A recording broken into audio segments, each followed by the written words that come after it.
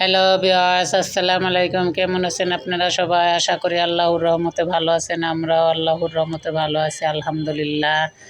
আজকে একটু অনেক গরমের পরে একটু স্বস্তি, বৃষ্টি নেমেছে, তার জন্য ভাবলাম কুরবানির গরুর বট বা ভুঁড়ি যে যেটাই বলেন আজকে রান্না করি।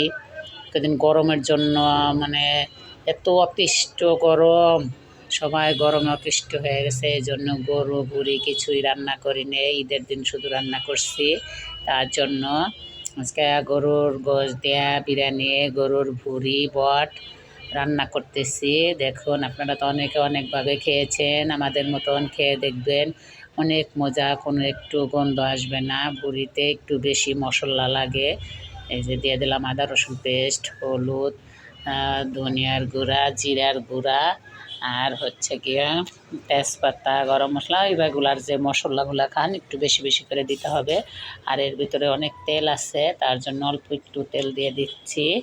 আর আমাদের ভিডিওটা কোথায় একটু ভালো লাগলে, কোথাও একটু কিছু শিখতে পারলে, বুঝতে পারলে আমাদের চ্যানেলটা সাবস্ক্রাইব, শেয়ার, কমেন্টস করে আমাদের সাথেই থাকবেন, পাশেই থাকবেন, আমাদের জন্য দোয়া করবেন। আপনাদের দোয়ায় আমাদের ছোট্ট চ্যানেলটা অনেক বড় হবে।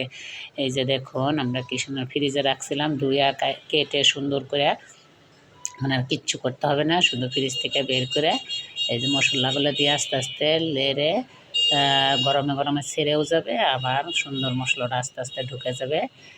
এই যে কি সুন্দর করে এখন লাড়াচাড়া দিচ্ছি, লেড়ে এই যে ঢেকে দিলাম। তারপরে আস্তে আস্তে আস্তে অনেক সময় লাগে ভুঁড়ি হইতে। ভুঁড়ি সুন্দর করে রান্না করতে পারলে পরে সিদ্ধ হয়ে গেলে, রান্না হয়ে গেলে পরে তেলের কড়াইতে নিয়ে ভাজা ভাজা করব। তারপরে পরোটা, তারপরে গরম ভাতের সাথে, চাউলের রুটির সাথে যে যেভাবে খায়, খেতে অনেক মজা। এই যে দেখুন, কিন্তু অনেক সুন্দর করে রান্না করতে হয়, অনেক সময় নিয়ে, যাতে ভুঁড়িটা অনেক সুন্দর হয়, কোনো গন্ধ বাসনা কিছু না, অনেক গ্রান ফ্লেভার, মানে মনে হইব না যে ভুঁড়ি খাচ্ছি বা গরুর বট খাচ্ছি।